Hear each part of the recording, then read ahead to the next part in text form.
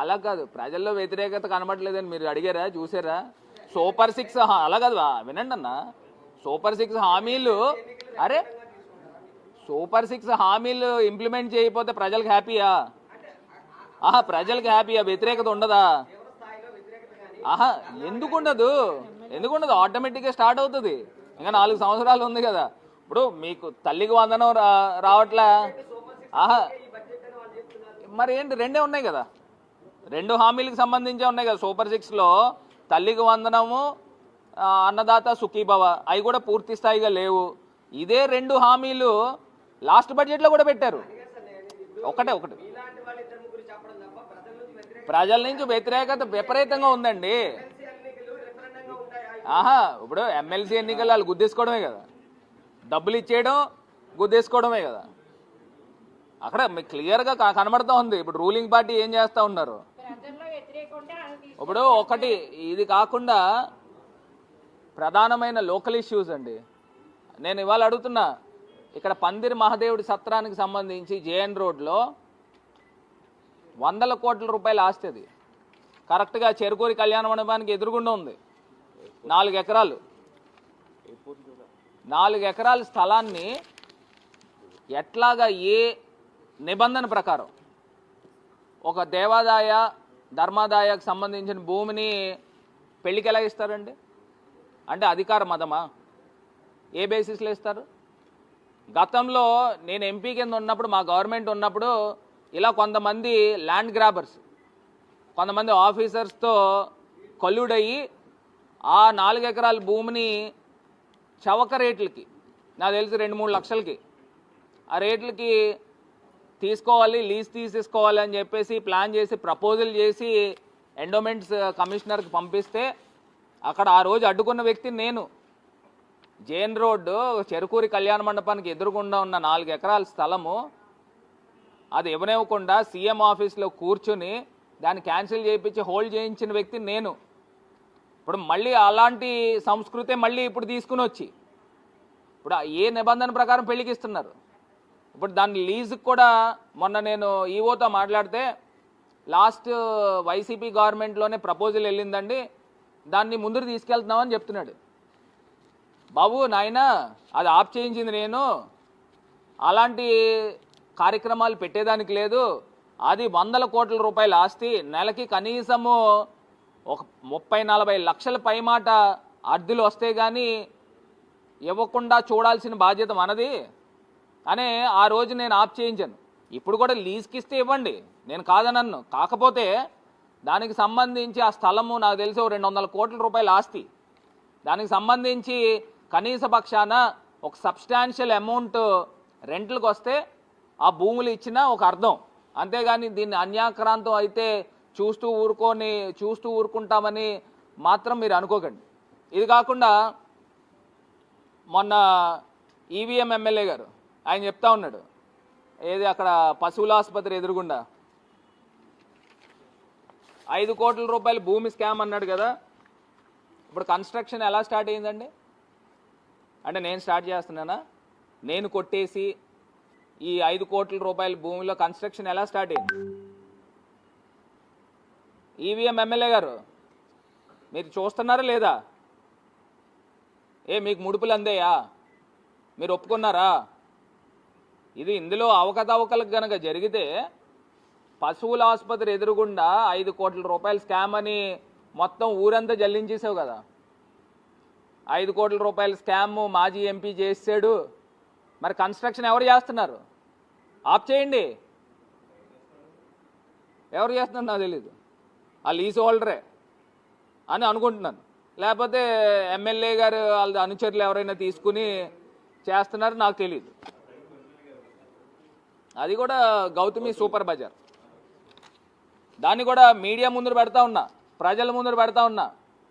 5 కోట్ల రూపాయల స్కామ్ కనుక నేను చేస్తే మరి ఏంటి, ఎందుకు చర్యలు తీసుకోలేదని అడుగుతున్నా. ఇప్పుడు ఎవరు కన్స్ట్రక్షన్ చేస్తున్నారు? ఆ కన్స్ట్రక్షన్ ఆపాలి కదా. ఇవాళ నేను ప్రశ్నిస్తున్నా, మన చేతిలో బురద ఉంది కదా అని చెప్పి బురద జల్లేశారు, మరి అక్కడ జరుగుతుంది కదా, ఫస్ట్ మీరు కడుక్కోండి. ఇది కాకుండా గోరక్షన్పేట, మొన్న గోరక్షన్పేటలో ఎంత వైఫల్యం అండి.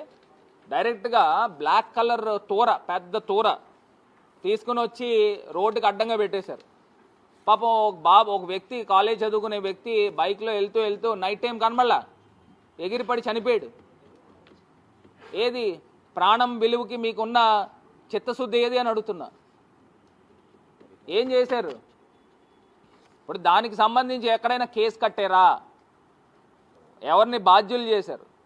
మున్సిపల్ అధికారులను బాధ్యులు చేశారా లేదా? కాంట్రాక్టర్ని బాధ్యుడు చేశారా లేదా? కేసు కట్టారా లేదా?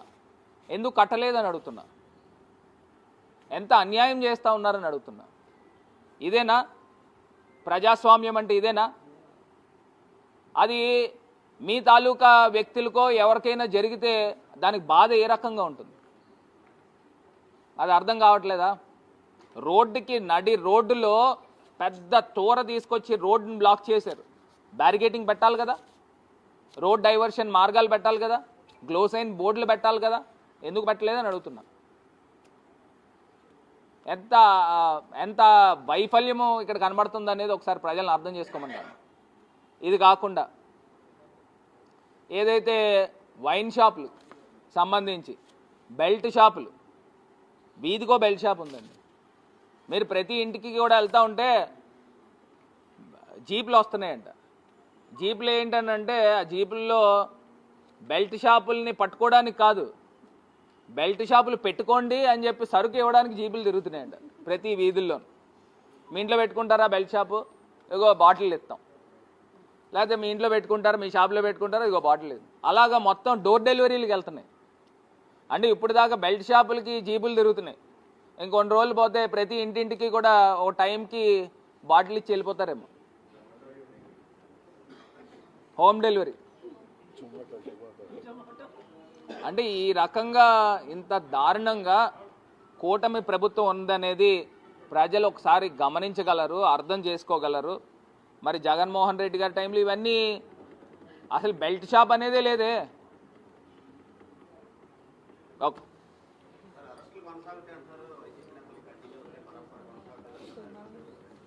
నేను ఒకటి అడుగుతున్నానండి, ఇప్పుడు ప్రజాస్వామ్యంలో ప్రజలందరూ సమానమే కదా. మరి ఇదే నారా లోకేష్ గారు, మరి ఆయన ఎన్ని మాటలు మాట్లాడాడు? ఆయనకు వర్తించదా? ఆయన ఏమైనా మాట్లాడాడు? నోటుకు వచ్చిన మాటలు మాట్లాడాడు. అప్పుడు సాక్షాత్తు ముఖ్యమంత్రి గారిని గజ దొంగ కిందన, పిరుకోడు, రకరకాల మాటలు. మరి ఆయనకు వర్తించదా? ఇప్పుడు యాక్షన్ ఉంటే రియాక్షన్ ఉంటుంది కదా. మరి నేను ఒకటే చెప్తున్నా, ఇప్పుడు మీరు చేస్తేనేమో అంతానేమో మంచి, పక్కనోడు చేస్తేనే మట్టుకి చెడ్డ.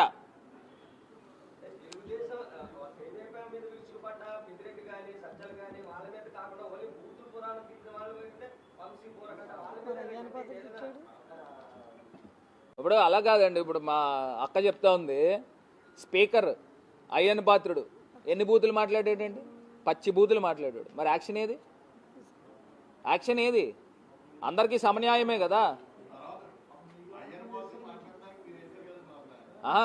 సమన్యాయమే కదా. మొన్న ఆయన స్పీకర్ కింద ఉన్నప్పుడు కూడా మాట్లాడాడు, బూతులు తిట్టాడు. స్పీకర్ కింద ఉన్నప్పుడు కూడా మాట్లాడాడు.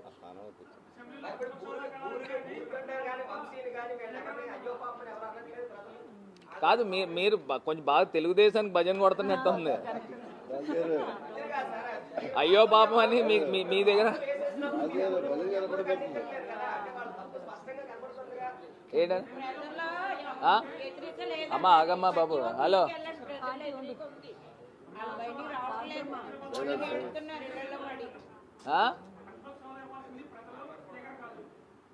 నేను ఒకటే చెప్తున్నానండి, ఇప్పుడు ఇదే సేమ్